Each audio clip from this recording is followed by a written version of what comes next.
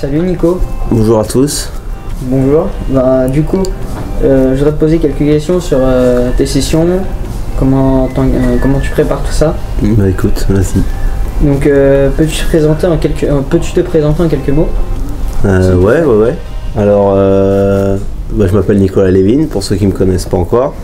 J'ai 34 ans, je perds 2 enfants, je suis marié. Je pêche la carpe depuis presque 29 ans, c'est ma 29e année au bord de l'eau à traquer les carpes. Je pêche pas que la carpe, je pêche aussi pas mal toutes les pêches de poissons blancs, que ce soit yoku, feeder, anglaise, grande canne, bolognaise, etc. Un petit peu de carnat, un petit peu de salmonidés. Tout ce qui peut nager en eau douce, j'aime bien le pêcher. Bon, je pêche quand même principalement la carpe. La majeure partie de mon temps est axée sur les pêches de la carpe, que ce soit à travers la France, sur les lacs, les canaux, les gravières ou à l'étranger, que ce soit sur des grands lacs ou des petits plans d'eau comme on avait été en Angleterre par exemple avec JB. Donc voilà, ça fait partie de ma vie. Depuis 3 ans, j'ai eu la chance d'arrêter de travailler pour ne faire que ça. Donc entre les animations, l'écriture d'articles et la pêche, voilà, ça a comme occupé mes journées, plus ma petite famille. Donc voilà. Merci. On voit que du coup tu pêches plus la carpe qu'autre chose. Oui, ça occupe, on va dire, 80% de mon temps de pêche, c'est la carpe. L'année dernière, j'ai repris les championnats de pêche au cou, ça m'a pris pas mal de temps l'année dernière. Cette année, un peu moins. Donc voilà, j'arrive à concilier pêche au cou, pêche à la carpe et puis voilà, un petit peu de choses. Ok. Du coup, j'ai une deuxième petite question sur comment tu réussis tes pêches. Déjà, tout dépend de l'endroit où tu vas aller, tout dépend de l'objectif que tu te fixes. Est-ce que tu y vas pour faire plein de touches? Est-ce que tu y vas pour faire un poisson en particulier? Pour faire un gros poisson? Est-ce que tu y vas longtemps? Est-ce que tu restes sur des pêches rapides ou sur du long terme? Moi, le principal objectif que je me fixe, surtout sur des eaux que je connais pas spécialement, c'est déjà de faire un premier poisson. Je vais à la pêche pour attraper un poisson. Regarder comment que ça se passe, avoir les infos. Si je sais qu'il y a beaucoup de gros poissons, je vais essayer de faire les plus gros poissons du lac, même si c'est plus dur. S'il n'y a pas beaucoup de poissons, rien que de faire déjà un poisson, c'est déjà une belle performance. Donc voilà, et puis après c'est du repérage. Un plan d'eau que je connais pas, je conseille à tout le monde, pour le découvrir, le premier repérage, c'est déjà d'aller voir la fraye. Ça permet de connaître le cheptel du plan d'eau, de savoir déjà où il y a les poissons fraye. Ça donne des indications où pêcher en début de saison à période de fraye. Ça vous donne une idée du cheptel sur la taille et le nombre de poissons. Et puis après, c'est du repérage, du sondage, et puis adapter ses techniques au fur et à mesure du temps, de ses coups de pêche. Réviser sa copie à chaque fois, parce qu'un week-end qui est bon, le week-end d'après sera moins productif, donc il faut revoir sa stratégie. Et voilà, sonder, s'appliquer, et puis du repérage à mort. Des fois, il vaut mieux passer plus de temps à chercher les poissons qu'à les pêcher.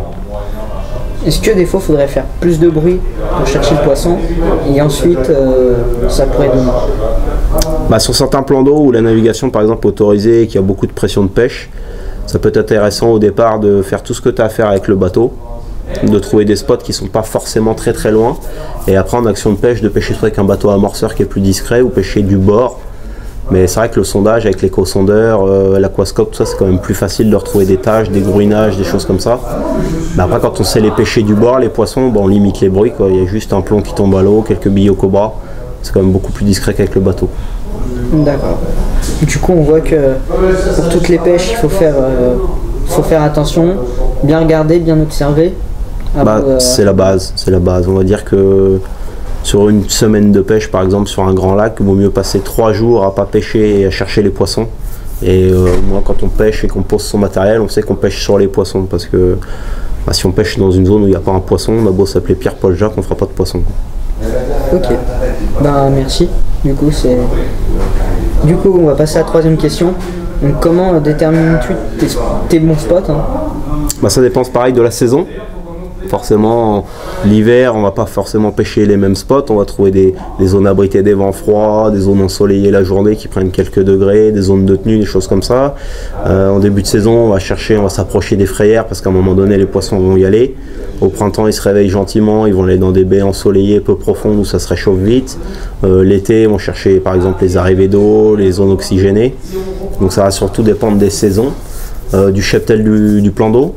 S'il y a des obstacles, s'il n'y a pas d'obstacles, en général, n'importe quel plan d'eau, les îles en général sont bonnes quand il y a des îles. Dans les grands lacs, ça peut être des forêts noyées, des éboulis rocheux, des choses comme ça. Donc déterminer la nourriture naturelle, déjà de savoir ce que les poissons vont manger. Et de là, on va réussir à déterminer si c'est des écrevisses, trouver des éboulis rocheux, des zones où les dressènes peuvent se tenir. Si c'est beaucoup de verres de vase, trouver des poches de vase. Alors que d'habitude, on pêcherait plus forcément des tâches plus dures, plus propres à pêcher. Donc voilà, déjà savoir ce qu'elle mange, combien il y a de poissons, puis la nature des fonds. Du coup, quand on est en gravière ou en lac sauvage ou même en fleuve sauvage, où les poissons sont habitués aux nourritures naturelles, il faudrait plus passer sur des appâts type bouillettes naturelles, hein, pas odeur fraise. Après, ouais, de toute façon les appâts avec des attractants à base animale. Hein, on a, par exemple chez CCMO, on a l'Odyssée XXX qui est sur des extraits naturels de GLM, de moules à lèvres vertes. Donc c'est un des meilleurs attractants sur les gros poissons. On a la Pacific Tuna, pareil, avec des extraits de chair de thon, des protéines solubles, du robin red, des choses comme ça. Ça s'approche le plus possible de la nourriture naturelle, mais n'importe quel appât, que ce soit le meilleur ou le moins cher, il n'y a aucun appât qui concurrence la nourriture naturelle, ça c'est pas vrai. La nourriture naturelle, ça reste de la nourriture naturelle. Après, on peut venir en parallèle de la nourriture naturelle, leur apporter quelque chose qu'elles ont besoin, donc nos appâts vont les intéresser. Mais on a par exemple la Life System qui marche très très bien, toute l'année et quasiment partout, et qui n'a pas de farine carnée, qui est juste des bases crémeuses, des choses comme ça, des protéines de lait, etc., de la fermentation. Donc pas forcément carné, il faut juste bien les placer. Puis un bon appât, par curiosité le poisson va venir le goûter, si ça lui apporte quelque chose de bénéfique, il reviendra. Merci. Du coup on va passer à la 4e question.